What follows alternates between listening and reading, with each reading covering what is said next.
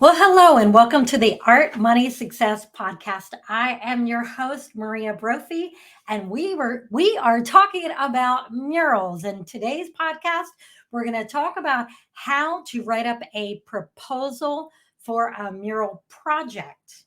And this is a follow-up to my last podcast where we talked about how to get a mural project. So today I'm going to talk about what a written proposal is, what you should include in it, but what you should do first before you write up that proposal. Okay.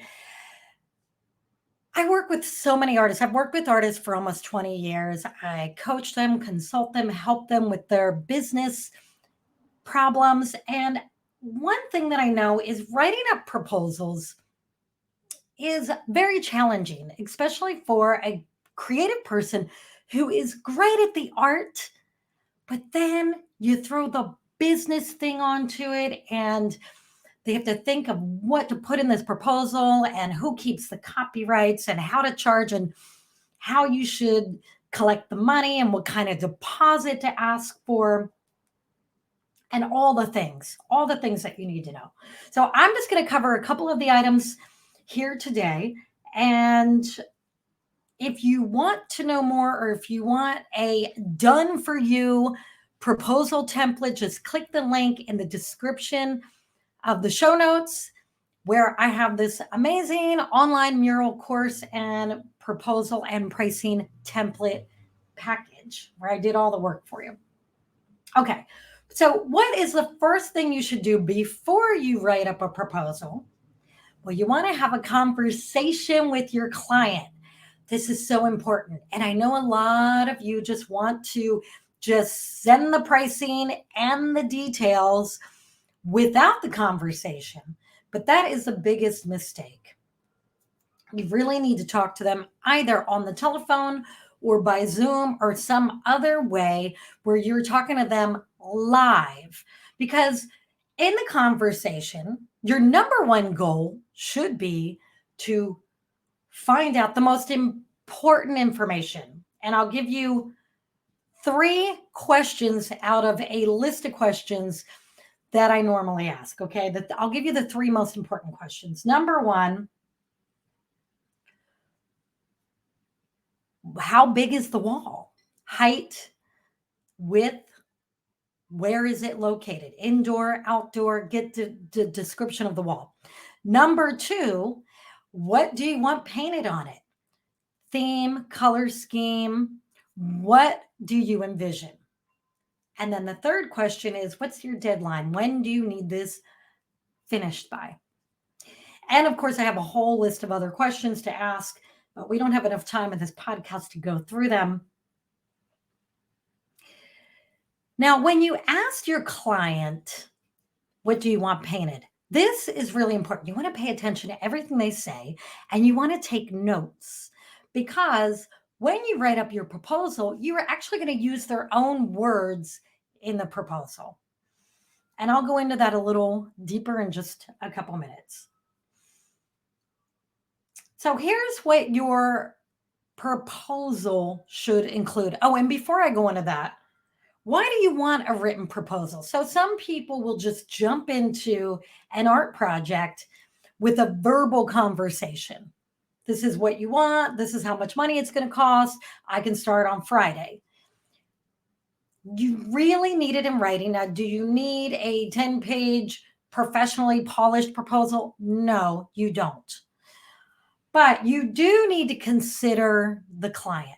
So if you're working with a super small local business like a bar or a coffee shop, as an example, you don't have to have a huge professional proposal, but you do need to have all the details in writing. And that in writing, I recommend by email because you can always refer back to it later very easily. For me, I personally find that texts get lost because I get like 20 to 30 texts a day. If you ever text me and I don't answer you, it's because it got buried. So my emails are great for business because I can file emails away and refer to them later if I need to. Now, if you're working with a large company, you are going to want an in depth proposal with a lot more detail. You want it to be very professional. And this is because when you're working with larger companies, larger entities, museums, public entities, big corporations, it's important to cover a lot more in writing. For example, liability insurance, who handles that, travel, times of operation, if they make more than 2 or 3 sketch changes, which I find the larger the organization, sometimes the more difficult they are to work with. And I usually charge more when I always charge more when I'm dealing with a very large company. And the reason why is there's a lot more red tape. And if you've ever worked with large companies, you know what I'm talking about. Sometimes they'll, at the last minute, present you with a 10-page contract that now you have to go out and pay an attorney to review for you. Sometimes they have a huge committee, and the committee can't make up their mind, and it requires you to do extra sketches and make a lot of changes. So a project can take you a lot longer when you're dealing with a bigger company. There's just a lot of reasons why working with a bigger company, you really need to charge more and you need to cover more in your proposal. So, one other thing before I give you a list of the few things that should be in the proposal, one other thing I want you to realize is because you are the vendor, you are their vendor, they are your client. It's up to you to have your policies determined. Don't let your client decide what your policies are as a business. I'll give you an example. Don't let your client say to you, well, we want to own all the copyrights. Now, they can say that to you, but don't let them make those decisions for you. You have to make those decisions for yourself. Also, don't let them tell you when they are going to pay you. Okay. As a small business owner, you really have to keep your cash flowing and you need to get money up front. These are decisions that you have to make for yourself. So I just want to say that it's important for you as their vendor, as a business owner, to make the rules and guidelines for your own business. And your customers have to follow those rules and guidelines. Just like when I walk into a Nordstrom's to go shopping, I don't walk in there and tell them how to run their business.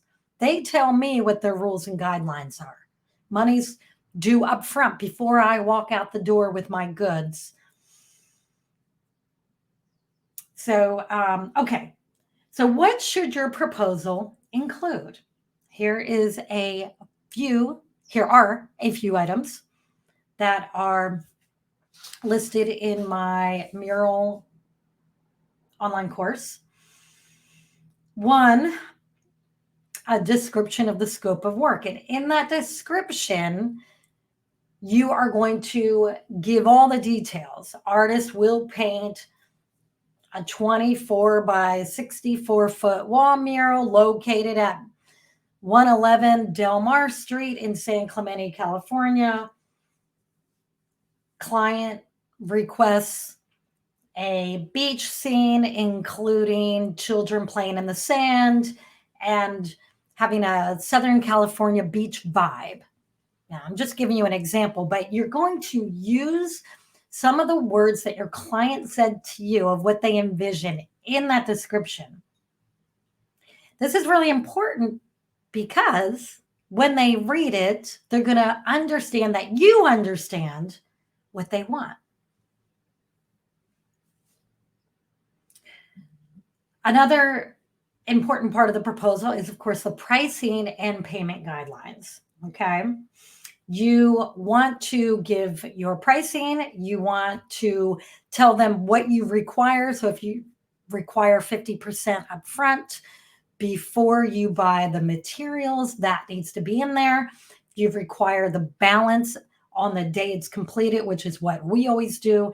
That needs to be in there. And any limitations and exclusions. So for us, we have a long list of things that are not covered. We don't pay to repair the wall. We don't power wash the wall. So all that is laid out in there.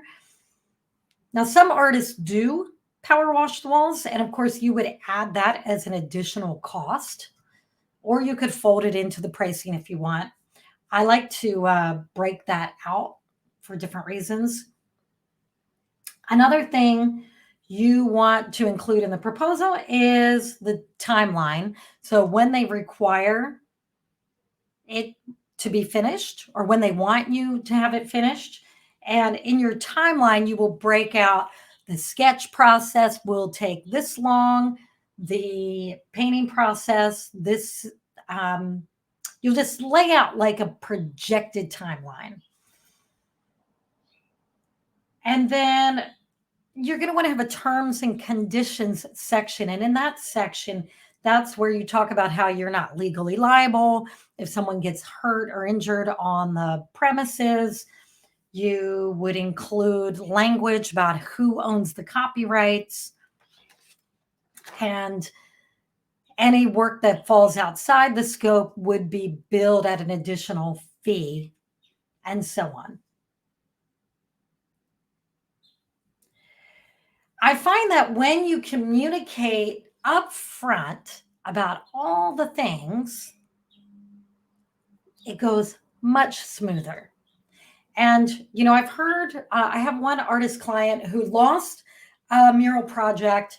Her potential client accused her of being very bad at communication. Now, she was very disappointed to hear that because she thought that she was doing her best, but I think she was very nervous with this project. And I think she tried to do all her communication through writing. And this is why I think you need to communicate directly with your client in person, over the phone, over Zoom, and then follow up with everything in writing, everything you discussed. One last thing I want to say on this, the other thing about communication that's so important is you want to find out what's the most important to your client when choosing who's going to paint their mural, because they have a lot of options out there, right? And let me tell you, it's not always the money. There have been many mural projects that Drew and I got over another artist where we were charging 2 or 3 times what our other artist was charging. Now, why? It's not because Drew's art is better than everybody else's or better than those artists. It was always some other reason. And sometimes it has to do with the timing. Some artists will say, well, gosh, it's going to take me 6 weeks to do this mural. And Drew and I have a policy where we go in, we paint it, we hire people to help us. So we have very little impact on the business. We're in and out quickly within, where it might take some other artist a month to do, we're going to do it in like 4 or 5 days. That might be important to some clients. They don't want something to be dragged out over weeks. And how are you going to know that if you don't have a conversation with them and ask them what's important to you? What are the most important things? Another thing might be they might love your style, and that's more important to them. They love how you do a certain thing, and that's why they came to you. And so it's just good to know what's important to them, and then you can work that into the proposal. And then when they read your proposal, they know that you get them, you understand them. Now, in our next podcast, we are going to talk about what everybody wants to talk about. How do you price your wall mural? And hey, I want to invite you to ask me questions. Now, the best way and the only way right now that you can ask me a question is if you sign up for my newsletter list. The link is in the description. It's when you sign up for my 11-week free e-coaching course. Soon as you sign up, you'll get an email from me. You can hit reply to that email and ask me any question you want, and I will do my best to answer it in one of my next podcasts. Thank you all. Love you. And remember, click the link in the show notes if you are interested in learning a little bit more about my online business of mural course, pricing and proposal templates, where I do all the work for you. Make it super easy. See you next time. Bye.